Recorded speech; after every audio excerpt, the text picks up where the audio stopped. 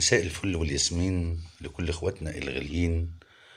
والنهارده لقاء وموعد مع احد اشهر يوتيوبر على السوشيال ميديا ومنصة اليوتيوب والفيسبوك، الشيف نادية السيد، ملكة الوصفات والحلويات الجميلة. الشيف نادية السيد هي شيف مصرية تقيم في أمريكا، وزوجها يمتلك شركة تسويق عقارية في مدينة دبي بالإمارات العربية المتحدة، ولها فرع في أمريكا، وهي التي تدير فرع أمريكا وتقيم في ولاية كاليفورنيا الأمريكية.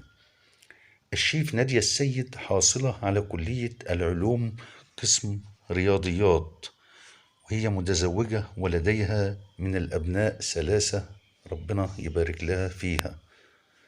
تعلمت فن الطبخ من خلال كورسات أونلاين وكتب التجارب.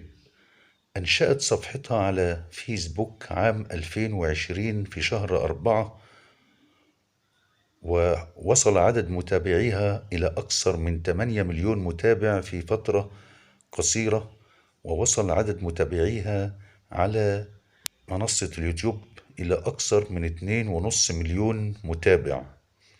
وكل ده بسبب أسلوبها الجميل وصوتها الهادي وطريقة التصوير الاحترافية للفيديوهات والوصفات الجميلة التي تعرضها على القناة.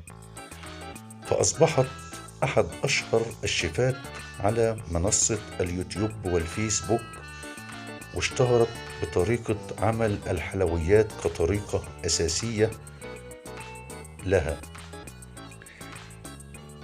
وكل اللي بيتابعها بيتعلم منها أغلب الستات التي تبحثن عن أسهل الوصفات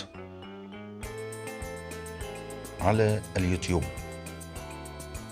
وأكدت الشيف نادية السيد أنها تحافظ على وزنها ورشاقتها من خلال ممارسة الرياضة يوميا، وبالذات رياضة المشي، إنها بتمشي ساعة كل يوم. نتمنى لكم جميعا التوفيق والنجاح لتكونوا مثل الشيف نادية السيد التي تألقت في عالم الطهي واشتهرت وأثبتت وجودها على منصة اليوتيوب وعلى السوشيال ميديا، والتي يؤلدها كثير من القنوات، وحصل خلافات بينها وبين شيفات كتير بسبب الوصفات وسرقة الفيديوهات، ويلومون كل منهم الآخر. نتمنى التوفيق لها الشيف نادية السيد. أنا شخصيا معجب بها جدا وبوصفاتها. تحياتي لكم جميعا.